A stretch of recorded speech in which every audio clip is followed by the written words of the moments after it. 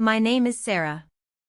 I'm 38, and I watched my husband and my cousin on a security monitor just moments before I broadcast their affair to his entire company. Before I tell you how that single click changed everything, let me know where you're watching from in the comments. The room was cold. Not the kind of cold that a sweater could fix, but a deep, biting cold that came from the humming server racks that lined the walls. It smelled sterile, like clean metal and ozone. On the desk in front of me, a bank of monitors glowed, each showing a different silent view of the hotel's grand ballroom. In one, I could see the stage bathed in blue light where my husband's boss was speaking. In another, I saw the tables filled with people in elegant dresses and sharp suits, all listening intently. But my eyes were locked on one small screen in the corner. It showed the feed from my husband Ethan's new office, his corner office, the one he was so proud of, the one he was supposed to be in for only a moment to grab a file before the main event. And he was there. So was my cousin Tiffany. They weren't looking for a file. My heart wasn't pounding. It wasn't racing. It was just a slow, heavy thud in my chest, like a drum beating out a funeral march. My hand was steady on the mouse, my finger resting lightly on the left button. Through the small speaker on the desk, I could hear the master of ceremonies downstairs. And now, a few words from our newly promoted director of marketing, a man whose dedication is an inspiration to us all, Ethan Miller. A smattering of applause echoed faintly. My finger twitched. One click. That's all it would take. One click to turn their secret world inside out. But to understand why I was in that cold, dark room with the fate of two people I once loved resting under my fingertip, you have to go back a few months to a time when my world was warm and safe and full. It started, as these things often do, with a knock on the door on a rainy Tuesday. Our house was filled with the smell of baking bread and the sound of my daughter, Lily, humming as she did her homework at the kitchen table. It was a perfect, ordinary afternoon. I opened the door, and there she was, Tiffany, my cousin. Her mascara was running inky rivers down her cheeks, her hair plastered to her forehead by the rain. She was shivering, clutching a single, worn-out suitcase. "Sarah," she sobbed, collapsing into my arms. "I have nowhere else to go. He kicked me out. I lost my job. I have nothing.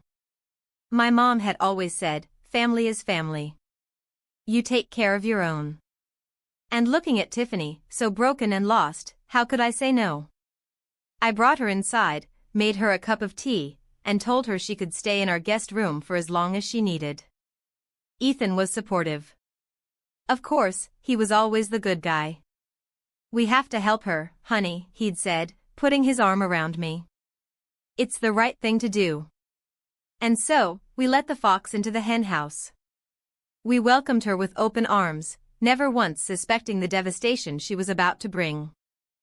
I gave her a key to my home, never realizing she would use it to try and steal my entire life. The first few weeks were fine. A little awkward, maybe.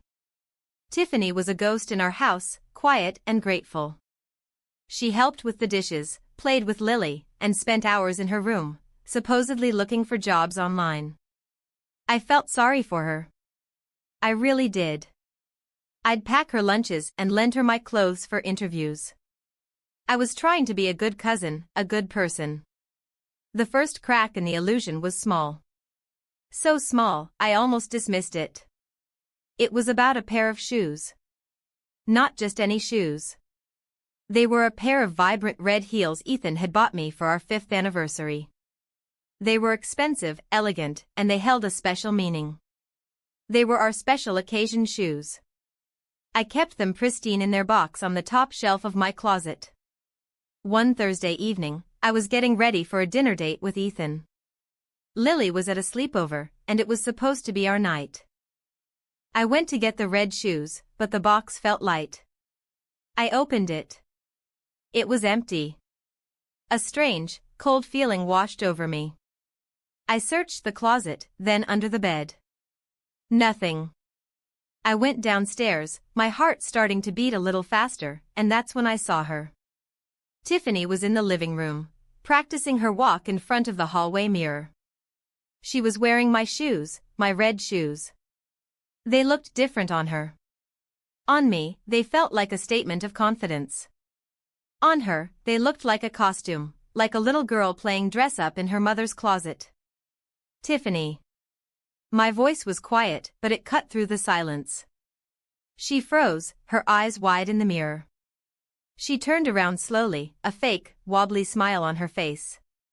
"Oh, Sarah, I was just trying them on. They're so beautiful. You have such amazing taste." "Those are my shoes," I said, my voice still quiet but firm. "They're very special to me." I know, she said, quickly slipping them off. "I'm so sorry. It's just, I have that big interview tomorrow, and I don't have anything nice to wear." I thought, maybe, since we're family. The way she said the word family made my skin crawl. It wasn't a term of endearment. It was a weapon, a tool she used to excuse her behavior. "They don't fit you right, Tiffany," I said, taking them from her. "And they're not for interviews. Please don't go into my closet without asking again." Her face crumpled. The crocodile tears started welling up. "I'm so sorry, Sarah. I didn't mean any harm. I just feel so useless, so poor compared to you. I just wanted to feel pretty for a minute." Later that night, I told Ethan what happened. I expected him to be on my side, to understand why it upset me. Instead, he sighed a long, weary sound, as if I were the one causing the problem. "Honey, come on," he said, not looking up from his laptop. "She's going through a tough time. They're just shoes." "They're not just shoes, Ethan. They were a gift from you, from our anniversary. And you're not going to let her borrow them for one interview? She's trying to get back on her feet. Don't you think you're being a little sensitive?" Sensitive? The word hung in the air between us, ugly and sharp. He wasn't just dismissing my feelings. He was invalidating them. He was choosing her manufactured vulnerability over my genuine hurt. I looked at my husband, the man I had built my life with, and for the first time, I felt a tiny, cold sliver of distance between us. I was standing in my own home, but suddenly, I felt like an outsider. A few weeks later was Ethan's company's annual gala. It was a big deal, a chance for him to network for his promotion. I'd bought a new dress, a simple but elegant navy blue one. As I was getting ready, Tiffany hovered in the doorway of our bedroom. "You look beautiful, Sarah," she said, her voice dripping with a sweetness that felt off. "Ethan is a lucky man." I just smiled and thanked her, an uncomfortable feeling prickling at the back of my neck. The event was held at a lavish downtown hotel. The air was thick with the scent of expensive perfume and the sound of clinking champagne glasses. Ethan was in his element, moving through the crowd with an easy confidence, shaking hands, laughing. I was right by his side, playing the part of the supportive wife. And then I saw her, Victoria Lane. Victoria was Ethan's colleague and, years ago before me, his girlfriend. Their breakup had been messy. She was ambitious, sharp, and had a way of looking at you that made you feel she knew all your secrets. She walked over to us, a shark in a silk dress. "Ethan," she said, her voice smooth as glass. "And Sarah, that dress is a choice." I felt a flush of heat rise up my neck. Ethan immediately jumped in, putting his arm around my waist possessively. "Victoria, Sarah looks incredible, as always. She's the one who keeps me grounded." He then launched into a practice speech about how I was his rock, how I'd sacrificed my own career so he could chase his, how I was the foundation of his success. It was a beautiful speech, the kind of thing every wife wants to hear. But coming from him right then, in front of Victoria, it felt like a performance, a way to score points. Victoria just smiled, a thin, knowing smile. "How noble of you both." She turned her attention back to Ethan. "Don't forget, our flight to the Chicago conference is at 7 a.m. on Monday. We've got a lot to prepare." My smile faltered. "Chicago? You're going to Chicago on Monday? Ethan looked at me, a flicker of something, annoyance, guilt, in his eyes before it was gone. Oh, did I not mention that? It came up last minute. Just a quick 2-day trip. Really boring stuff. Victoria's smile widened.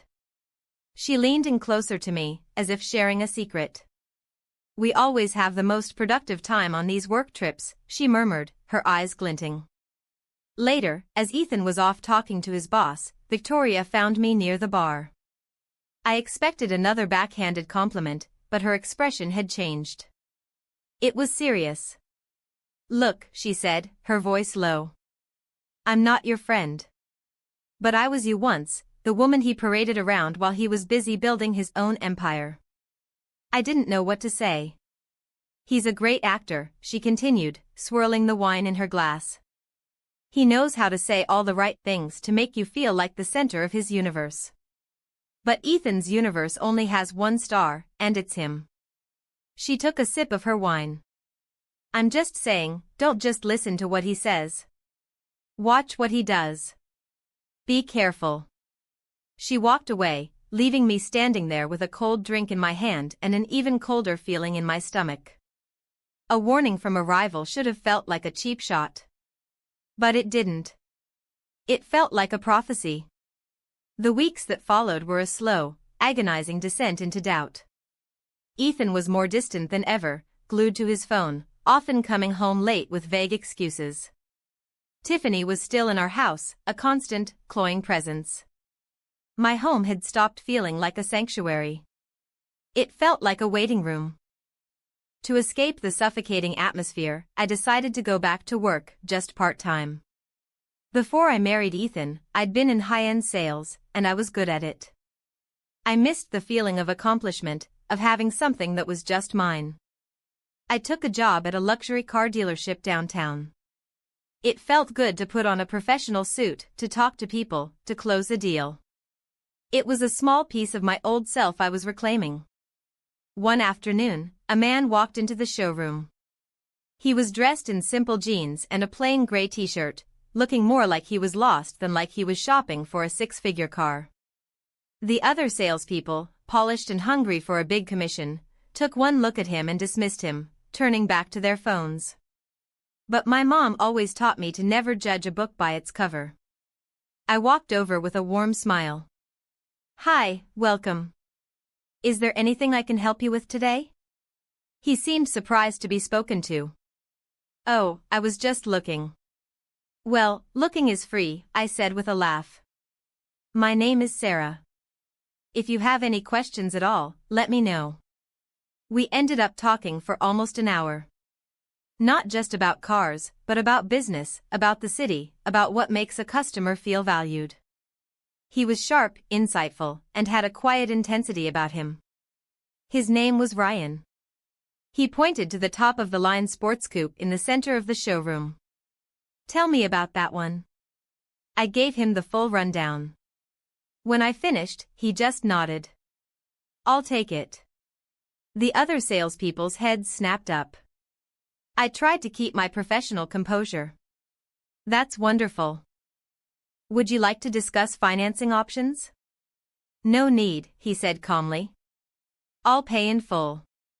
Just draw up the papers. As I was filling out the contract, my manager, a slick guy named Todd, rushed over, suddenly all smiles and attention. Sir, an excellent choice. Todd, here, the general manager. I'll take it from here and make sure you get our best service. Ryan didn't even look at him. His eyes stayed on me. No, I want her to handle it. Her name is the only one I want on my commission sheet. Todd's face fell. I finished the paperwork, my hands shaking slightly. It was the biggest sale the dealership had seen all year. As Ryan was signing the final document, he paused. You're wasted here, Sarah, he said, his gaze direct. I'm sorry. You're smart. You're perceptive. You know how to treat people. But this place, they don't see it. They just see a part-timer. He slid a business card across the desk. It was simple, elegant, with just a name and a number. Ryan Evans, CEO, Evans Automotive Group. They were our biggest competitor. "I'm opening a new flagship store in 2 months," he said. "I need a sales director. Someone who can build a team that understands what real customer service is. The job is yours if you want it." I was stunned. I don't know what to say."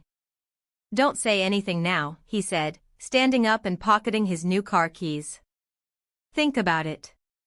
Some people are meant to be in the passenger seat. You, Sarah, you're meant to drive." He walked out of the showroom, leaving me with a signed contract, a massive commission, and a business card that felt like a lifeline. That night, for the first time in months, I felt a flicker of hope, a feeling that maybe, just maybe, there was a road out of the fog I was living in. While I was rediscovering a part of myself at work, Tiffany was busy sinking her fangs deeper into my life.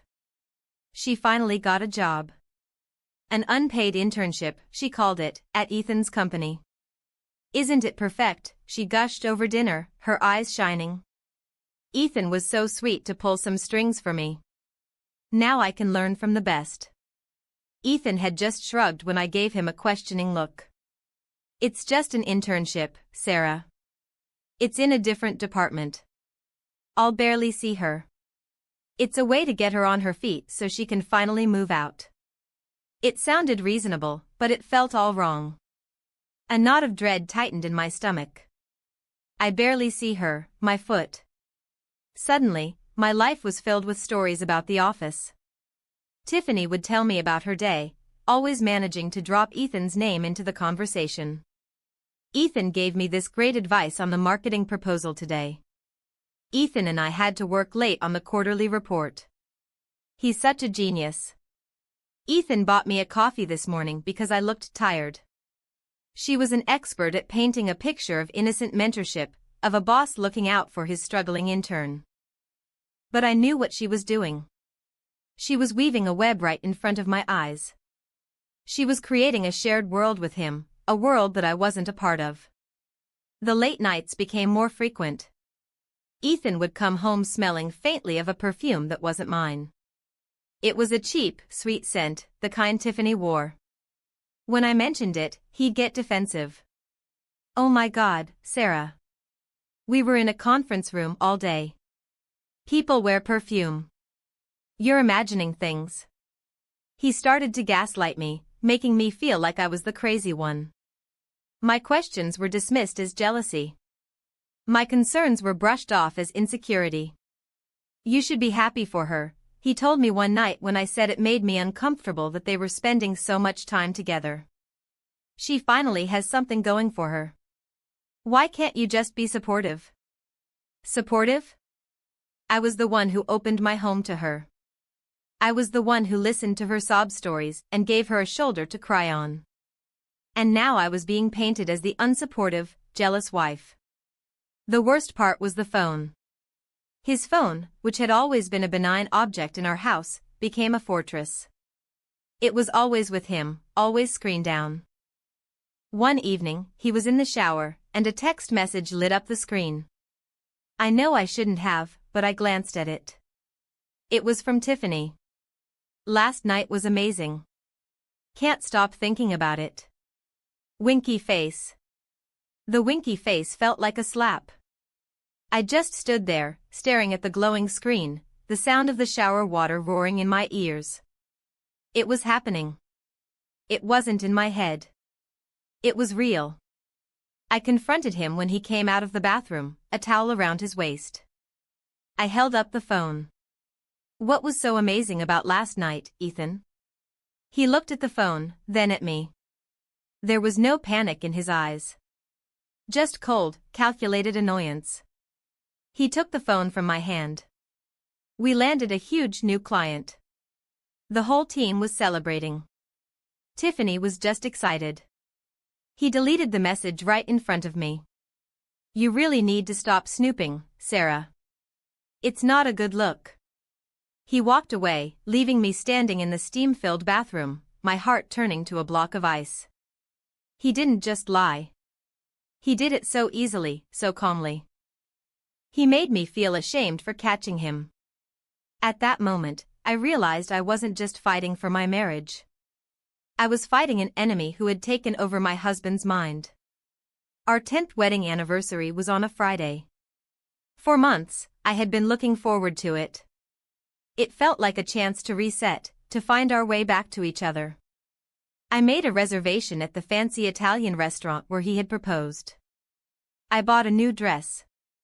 I even arranged for my mom to take Lily for the night so we could have the house to ourselves. I was trying. God, I was trying so hard. On Friday morning, I reminded him. Don't forget, 8 p.m. at Giovanni's. Our table. Wouldn't miss it for the world, he said, kissing me on the cheek before he left for work. The kiss felt automatic, perfunctory. All day, a sense of nervous hope fluttered in my chest. Maybe this was what we needed. A night to remember who we were before Tiffany, before the secrets and the distance. At 7 p.m., I was dressed and ready, the house quiet and clean. My phone buzzed. It was a text from Ethan. So sorry, honey. Huge emergency at work. A client presentation got moved up. I have to stay late. We'll have to postpone. I'll make it up to you. I promise. I just stared at the message. The words swam in front of my eyes. An emergency, of course. It was always an emergency. I sank down onto the edge of our bed, the beautiful dress feeling like a costume for a play that had just been cancelled. I didn't cry. I just felt empty. A hollowed-out feeling that was becoming frighteningly familiar. I called the restaurant to cancel. I took off the dress and put on my old, comfortable sweatpants. I sat on the couch in the dark, watching the clock tick past 8, then 9, then 10. Around 11, I heard a car in the driveway. But it wasn't just one car door that closed. It was two. I peeked through the blinds. Ethan was helping Tiffany out of his car. She was laughing, leaning on him a little too heavily. So, this was his emergency. I moved away from the window before they could see me. My mind was racing. I couldn't face them. Not like this. I ran upstairs and got into bed, turning my back to the door and pretending to be asleep. I heard them come in, their voices low whispers in the foyer. I heard Tiffany's light footsteps go towards the guest room. Then I heard Ethan come up the stairs. He crept into our room, trying to be quiet. He undressed in the dark. I could smell it then. Wine and that same cheap, sweet perfume. He slid into bed behind me. Sarah, he whispered. You awake? I didn't answer. I just lay there, rigid, my eyes squeezed shut. He sighed and rolled away. The next morning, I got up before him. I needed to get out of that house. I told him I was taking Lily to my mom's for the day. When I came back that evening, the house was quiet. I found him in his study, sitting at his desk. He had tried to do damage control. There were flowers on the table and a note that said, "I'm so sorry. Let me make it up to you." But as I stood in the doorway, I noticed something on the floor next to his desk chair. A single, long blonde hair. My hair is brown. Tiffany's is blonde. And then I saw the stain on the plush, cream-colored carpet, a dark lipstick red stain shaped unmistakably like a kiss. He had brought her into our home, into his study, on our anniversary. He looked up at me, a pathetic, hopeful smile on his face. "Hey, you're back." I didn't say anything. I just pointed at the floor. His eyes followed my finger. The smile vanished from his face. He scrambled, his mind working fast for a lie. "Oh, it's ink." I dropped a red pen. It exploded everywhere. What a mess. He grabbed a book and strategically dropped it over the stain. I was going to clean it up. An ink stain. That was his explanation. It was so insulting, so brazenly false that all the air went out of my lungs. I looked at the man I had loved for over a decade, the father of my child, and I felt nothing. No anger, no sadness, just a profound, chilling emptiness. The love had been killed, and a lie was now standing in its place. When I saw that lie in his eyes, knowing what he had done in our home, my world just fell apart. It wasn't just about the affair. It was the blatant lie right to my face. I wonder if anyone has ever felt that specific kind of cold betrayal. If you're listening and you know this feeling, please leave a 1 in the comments. I really need to know I'm not alone in this. For a few days, I was a ghost. I moved through my life on autopilot. I made Lily's breakfast. I went to work. I smiled at customers, but inside, I was gone. The conversation with Ethan replayed in my head on a loop. It's ink. The sheer audacity of it. He thought I was that stupid. That week, one night after putting Lily to bed, I sat in my car in the driveway for an hour, the engine off. I couldn't go back inside that house. It didn't feel like mine anymore. It felt like a crime scene. I thought about leaving. Just packing a bag for me and Lily and disappearing. But where would we go? And why should I be the one to run? This was my home. He was the one who had defiled it. A cold, hard clarity began to form in the fog of my grief. Crying wasn't going to fix this. Leaving wasn't enough. He wasn't just going to get away with it. He and Tiffany weren't just going to build a new life on the ruins of mine. I thought of Victoria Lane's warning. Don't just listen to what he says. Watch what he does. And I thought of her other words, the ones that had seemed strange at the time. He's a great actor. An actor needs a stage, an audience. I picked up my phone. My hands were trembling, but my resolve was firm. I scrolled through my contacts until I found her name, Victoria Lane. I hesitated for only a second before I hit call. She answered on the second ring, her voice crisp and professional. Victoria Lane. Victoria, it's Sarah. Sarah Miller. There was a pause. Sarah, I'm surprised to hear from you. I need your help, I said, the words tumbling out before I could lose my nerve. You were right about Ethan. You were right about everything. And I'm not going to let him get away with it. There was another silence on the line, but this one was different. It was thoughtful. What kind of help are you talking about? She asked, her voice losing its corporate edge and becoming something softer, more curious. I told her everything. The late nights, the perfume, the text message, the anniversary, the ink stain. I laid it all out, the ugly, painful truth. I wasn't talking to a rival anymore. I was talking to the only other person on earth who truly understood the man I was married to. When I finished, she was quiet for a long moment. I knew he was a snake, she finally said, her voice laced with a grim satisfaction. But I didn't know he was a rat, too, defiling his own home. She took a deep breath. Okay, Sarah, I'm in. What's the plan? I don't have one yet, I admitted. I just know I need to expose him. I need people to see him for who he really is, not the perfect family man he pretends to be. To do that, you need proof. Irrefutable proof, Victoria said, her mind clearly already working. And I think I know how to get it.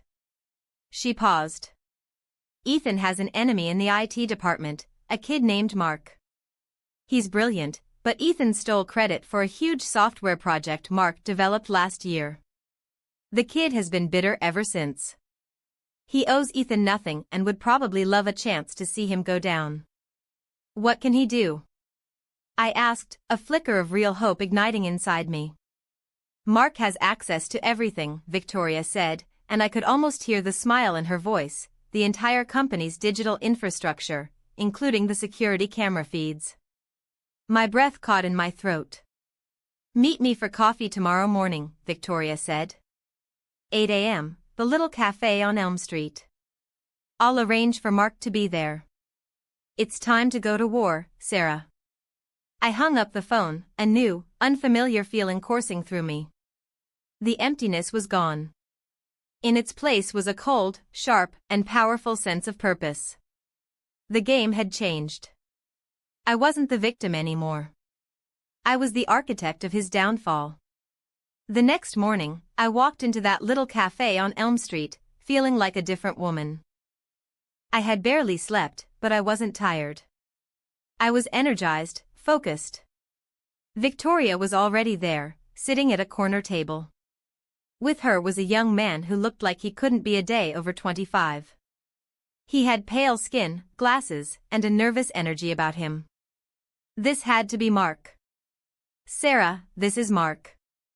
Mark, Sarah, Victoria said, making the introductions. Mark just nodded, avoiding my eyes and fidgeting with a sugar packet. I sat down and got straight to the point. Victoria told me you might be able to help me. Mark glanced at Victoria, who gave him a reassuring nod. He finally looked at me. She said Ethan Miller is your husband. It wasn't a question. He presented my work as his own at the last national conference. Got a huge bonus for it. I got a thanks for your support email. The bitterness in his voice was raw. I'm sorry, I said, and I meant it. He has a habit of taking what isn't his. Victoria said you need access to the camera feed in his office, Mark said, his voice dropping to a whisper. Is it possible? I asked, my heart starting to pound. He gave a short, humorless laugh. For me, it's easy. I designed the system. Ethan wanted a camera installed last month for security reasons, he said. He wanted to be able to monitor his office from his phone. The irony was so thick it was almost suffocating. I can give you a secure link, Mark continued, pulling out a small tablet. It will bypass the main server logs. No one will know you're watching except me. You'll be able to see and hear everything. He typed for a moment and then turned the tablet towards me. There it was, Ethan's office, empty. The big desk, the leather chair, the view of the city I had heard so much about. It felt like a violation to be looking at it, but I pushed the feeling down. He had violated our marriage. This was justice. Thank you, Mark, I said, my voice thick with emotion. I won't forget this.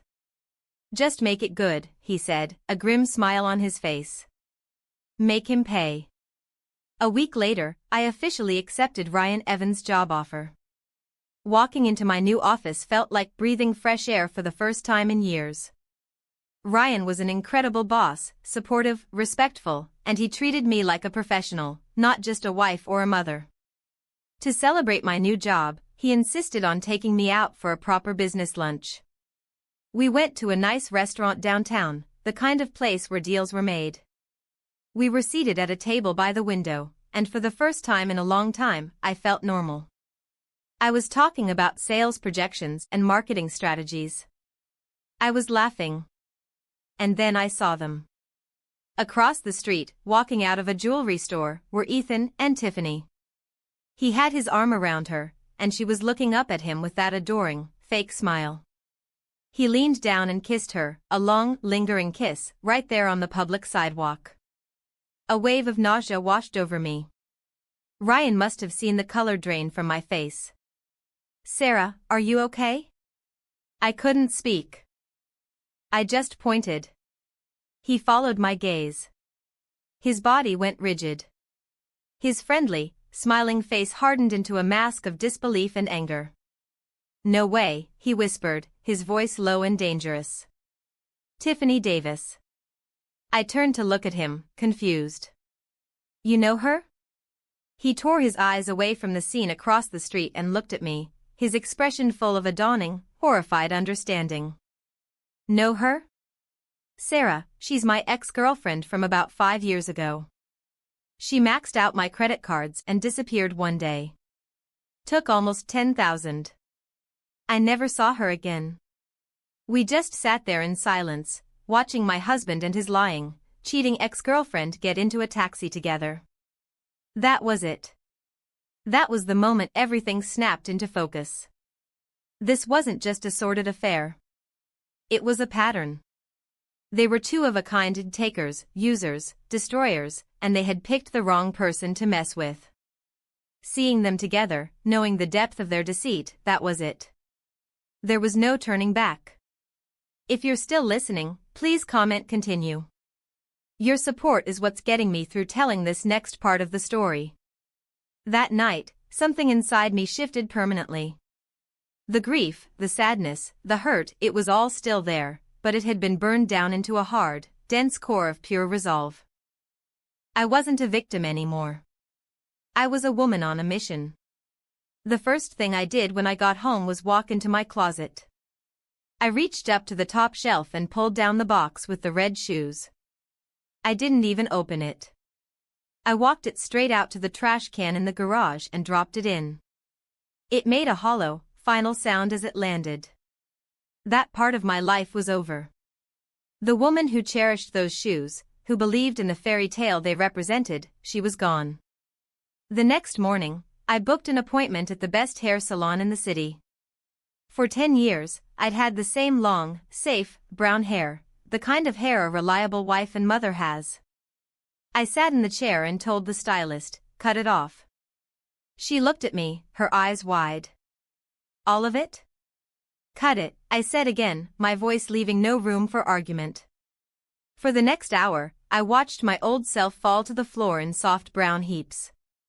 When she was done, a new woman looked back at me from the mirror. My hair was now a sharp, chin-length bob that made my eyes look bigger and my jawline look stronger. I didn't just look different. I felt different.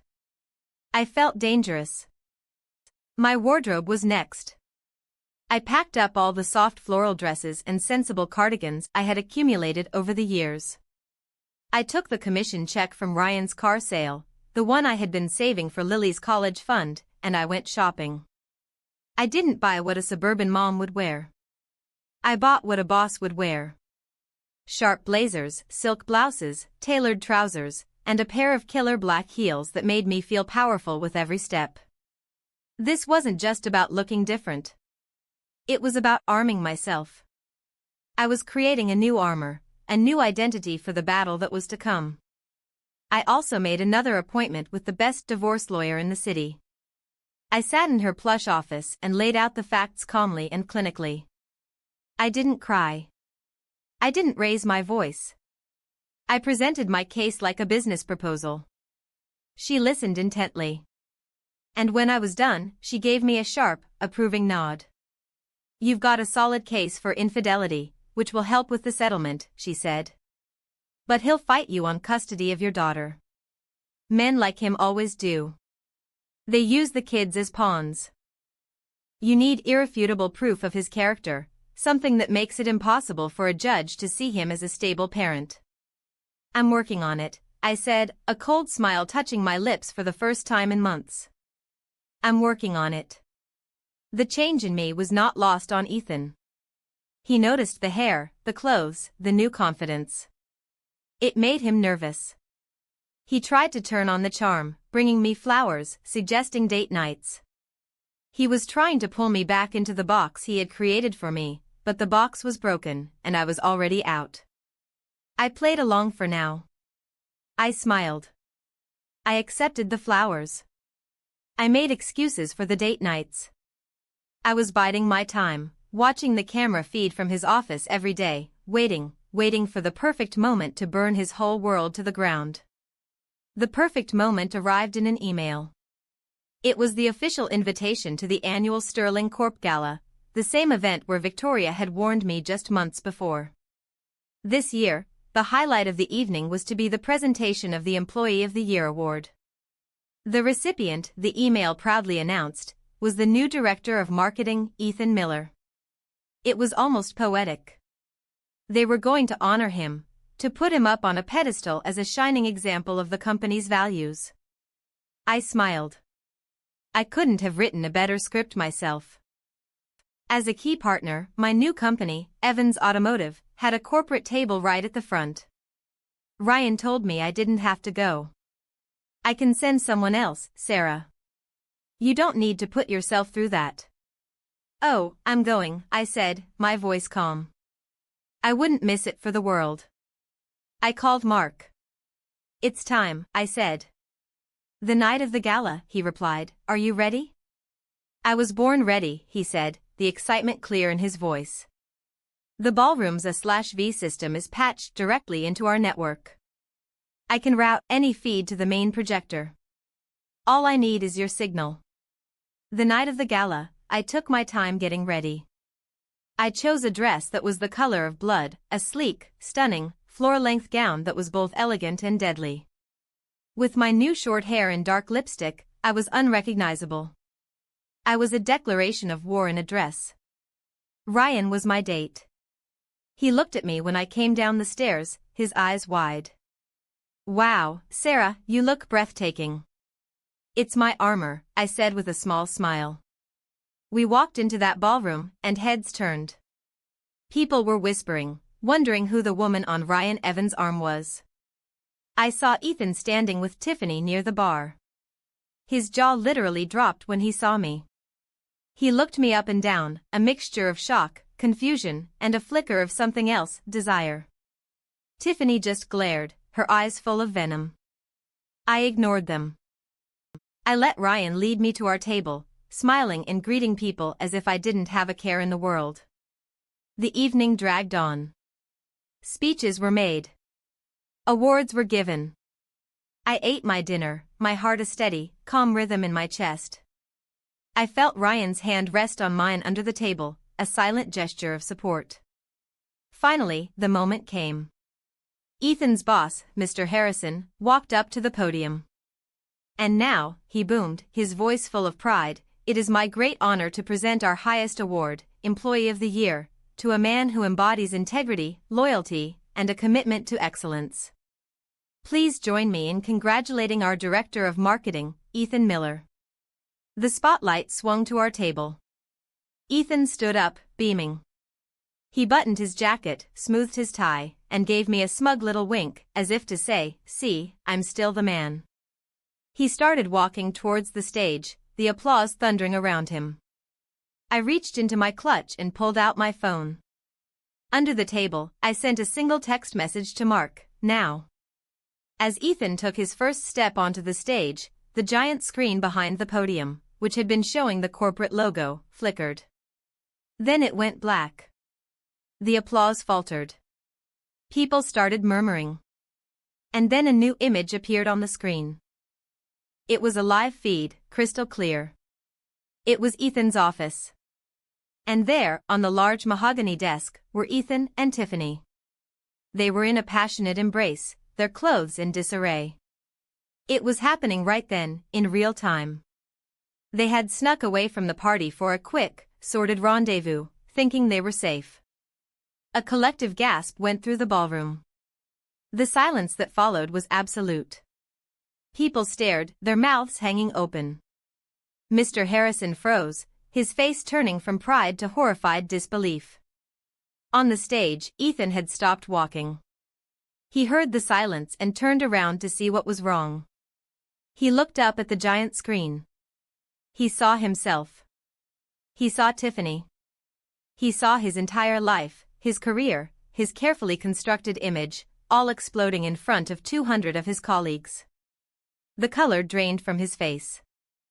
He looked like a man who had just been shot. From our table, I just watched. I took a slow, deliberate sip of my wine. Checkmate. The silence in the ballroom lasted for what felt like an eternity. It was broken by a single, nervous cough, which was followed by a wave of frantic whispering. Then someone laughed, a sharp, cruel bark of a laugh, and that opened the floodgates. The room erupted in a cacophony of murmurs, shocked laughter, and the sound of people pulling out their phones to record the spectacle. On the screen, the two performers in their sordid play finally realized something was terribly wrong. The Ethan on the screen looked up, his eyes wide with a dawning, animalistic terror. The Tiffany on the screen shrieked and tried to cover herself. It was too late. Everyone had seen everything. The Ethan on the stage was frozen, a statue of public humiliation. Mr. Harrison, his face a furious shade of purple, finally snapped out of his shock.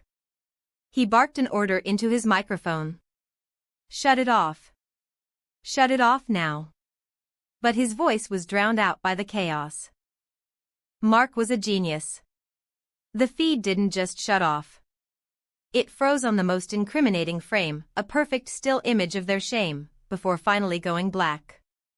Ethan stumbled backwards off the stage, his face ashen. He scanned the crowd, his wild eyes searching for an explanation, an escape. And then his eyes found mine. I didn't smile. I didn't gloat. I just held his gaze, my expression perfectly neutral. I let him see that I knew, that I was the one who had done this. In that single, silent moment, he understood everything. The truth hit him with the force of a physical blow. He staggered, looking like he was about to be sick. Ryan stood up. "I think we're done here," he said calmly, his hand on my back. He guided me through the stunned crowd. No one tried to stop us. They just parted, their eyes full of a mixture of pity and awe. As we walked out of the ballroom, I didn't look back. The life I'd had with Ethan was a building that had just been publicly demolished. All that was left was to sort through the rubble. The next morning, my phone was blowing up with messages and missed calls, but I didn't answer. I just focused on making Lily's favorite pancake breakfast. Around noon, my lawyer called. "Well," she said, and I could hear the satisfaction in her voice, that was certainly effective. "I just got a call from Ethan's new lawyer. He's ready to cooperate on everything, the house, the divorce settlement, full custody for you with supervised visitation for him. He's not going to fight. He just wants this to go away." It was over, just like that. But the real fallout was just beginning. Ethan and Tiffany were, of course, fired immediately. Their public disgrace was the talk of the corporate world.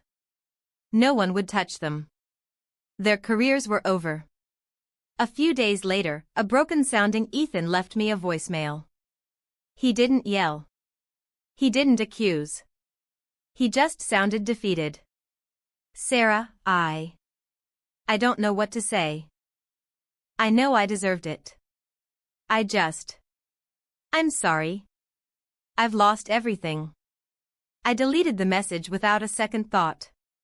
His apology was 10 years too late and $1 million short. That was the moment I finally broke free. Thank you for staying with me. Please like this video and comment too below to let me know you were here for this turning point.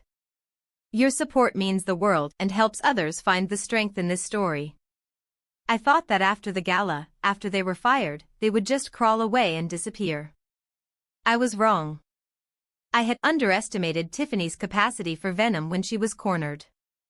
She had lost her meal ticket in Ethan, and she was desperate. She decided that if she was going down, she was going to try and drag me down with her. Her new battlefield was my daughter's elementary school. It started with a call from Lily's teacher, Ms. Gable. Her voice was hesitant, uncomfortable. "Mrs.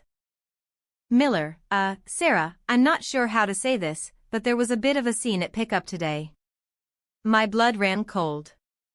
"A scene? Is Lily okay?" "Lily is fine," she assured me. "She didn't see most of it. It was your cousin, Tiffany. She showed up and started talking to some of the other mothers in the parking lot." I drove to the school the next day with a knot of dread in my stomach. As I waited for the dismissal bell, I could feel it, the stares, the whispers. A group of moms who I usually chatted with suddenly found the pavement incredibly interesting when I approached. One of them, a woman named Karen, whose daughter was in Lily's class, finally looked at me, her face a mask of pity. "Sarah, I'm so sorry," she said in a stage whisper. "What that woman is saying about you? It's just awful." "What exactly is she saying, Karen?" I asked, my voice dangerously calm. "Well," she leaned in conspiratorially, "she said that you were insanely jealous of her, that you framed her and your husband, who were just friends, because you were insecure, and that you threw her out on the street with nothing, all because you couldn't stand to see your husband being nice to another woman. I felt a hot rage flash through me, so intense it made me dizzy. She was trying to poison my community, to paint me as the villain in my own story, to isolate me in the one place I should have felt safe, among the parents of my child's friends. Just then, the school doors opened, and the kids came pouring out, and I saw her. Tiffany was standing near the gate, dabbing at her eyes with a tissue, putting on a heartbreaking performance for a new audience. When she saw me, her eyes widened, and she actually started to walk towards me. Lily ran up to me and hugged my legs, oblivious. I squeezed her hand and told her to go talk to her friend for just a minute. Then I turned to face the viper. Tiffany started before I could even speak, her voice loud enough for everyone to hear. "Sarah, please. I have nowhere to go. Don't do this. He loved you. How could you be so cruel?" The other parents were now openly staring, their car doors left open, their own kids forgotten for a moment. This was the drama they had been waiting for. I walked straight up to her, stopping just a foot away. I didn't raise my voice. I didn't cry. I spoke in a low, clear, and deadly serious tone.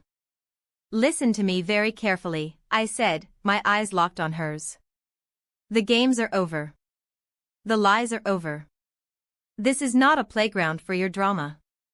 This is my child's school.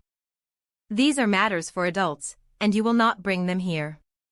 You will not speak my name, and you will not come near my daughter ever again. If I see you here again, if I even hear a whisper of you being here again, the next conversation you have will be with my lawyer about a restraining order. Do you understand me?" My voice didn't shake. My hands didn't tremble. I was a mother protecting her cub, and there is no force on earth more powerful than that. Tiffany's face, for the first time, showed genuine fear. The fake tears dried up. She saw that I wasn't the weak, sensitive woman she had manipulated for months. She was looking at the woman who had ruined her life with the click of a mouse. She just nodded, speechless. "Good," I said. Then I turned my back on her, took Lily's hand, and walked away without another glance. The whispers of the other moms followed me, but for the first time, I didn't care what they thought. I had protected my daughter. I had drawn my line in the sand, and I had won. The divorce was finalized quickly and quietly. The house was put up for sale, and I used my half of the money to buy a smaller, cozier townhouse for just me and Lily. It was ours. No ghosts, no bad memories, just a blank slate. Packing up the old house was hard. It was like packing up a life that wasn't mine anymore. Every photo, every piece of furniture held a memory, and I had to decide which ones to keep and which ones to let go of. But with every box I taped shut, I felt a little lighter. During this time, Ryan was my rock.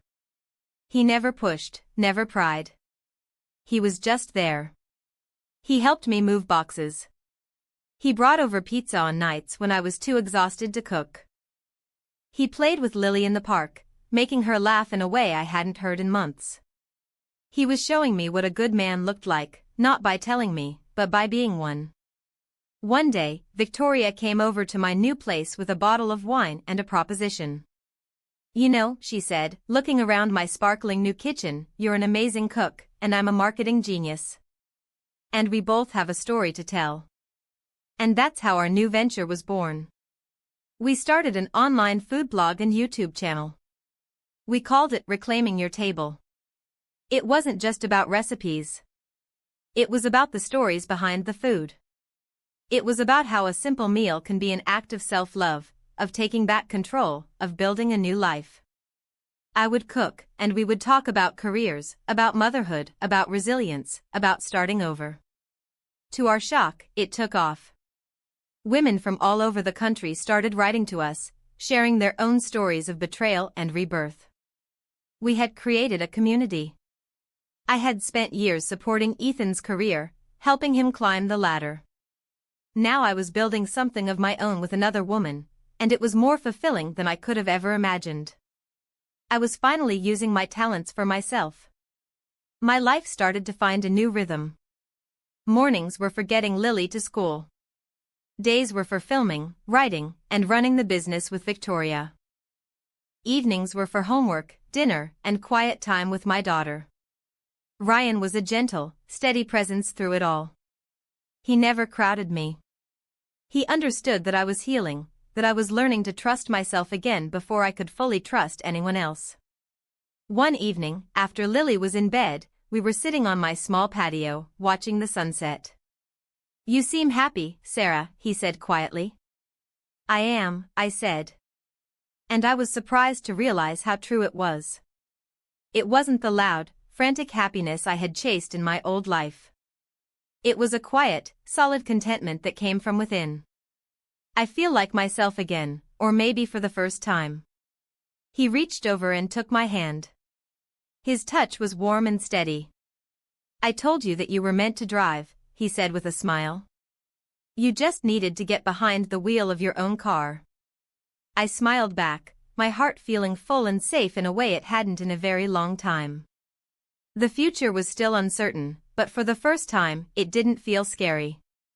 It felt hopeful. It felt like an open road. Life moves on. That's one thing you can always count on.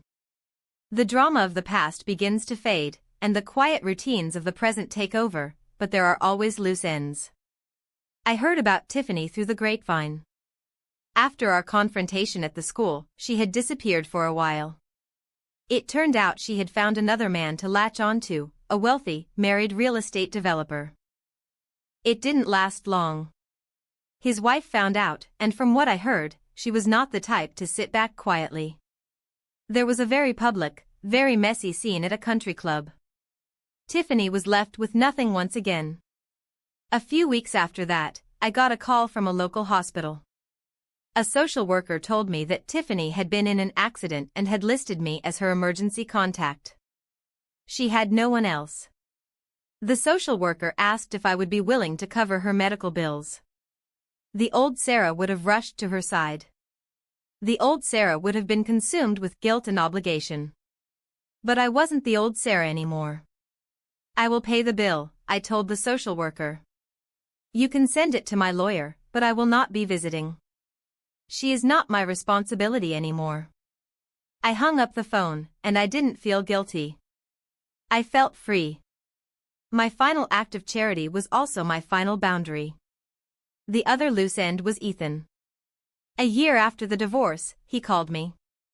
I almost didn't answer, but something told me I should. His voice sounded different, thinner, older.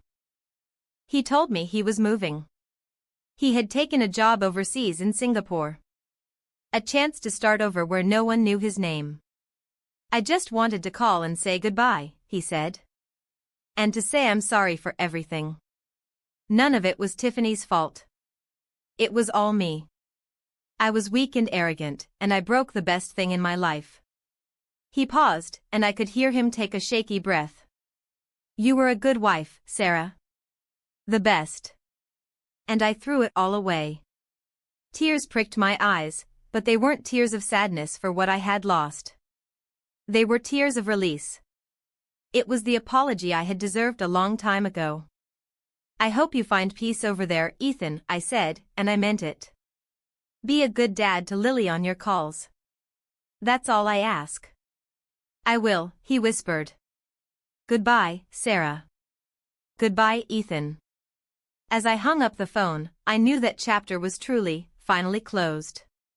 Walking away from that final phone call, I felt free. We all deserve happiness. We deserve to be cherished. Have you had to fight to reclaim your life? To walk away from someone who didn't see your worth? Comment "I deserve it" below because you do. We all do.